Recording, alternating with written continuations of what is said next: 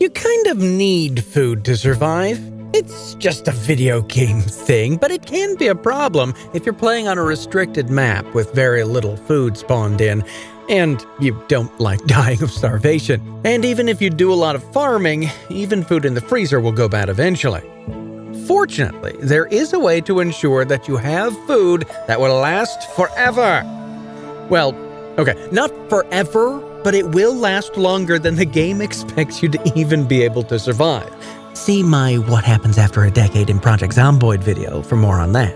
So, to start off, doing things scientifically, I need to spawn in some raw cabbages and slap them in the fridge and freezer to see how long they last.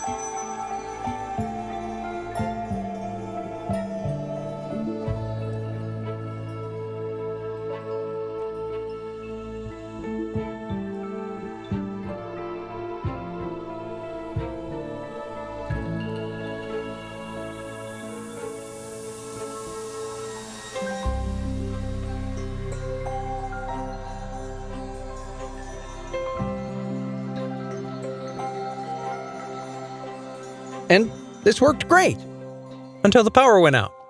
So I had to spawn in a generator and get it working perfectly, and then forgot that it was powering an entire mansion right here, which sucked the power just so hard.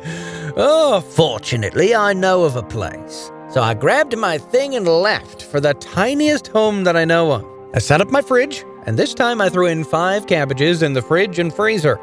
And then I had to swing by the local burger joint to cook my jarred cabbages.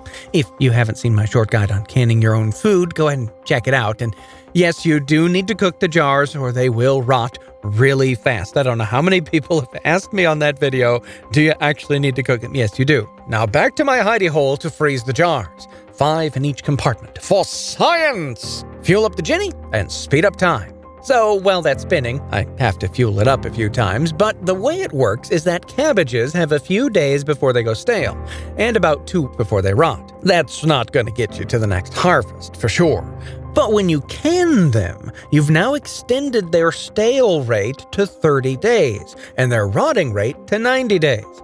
Most people don't know about this process, they just throw it in the freezer because the canning system in Project Zomboid is not exactly realistic. Canning things should preserve food for far longer than an extra month or 3. But also because the jars and lids are so rare. And if you're really going to do this on your own server or game, I suggest you try out some of the mini canning adjustment mods that make jars spawn more, or increase the length of jarred food's freshness, or make jar lids craftable, etc. There's even a few mods that let you can meat or make cheese. Very handy for those pizzas.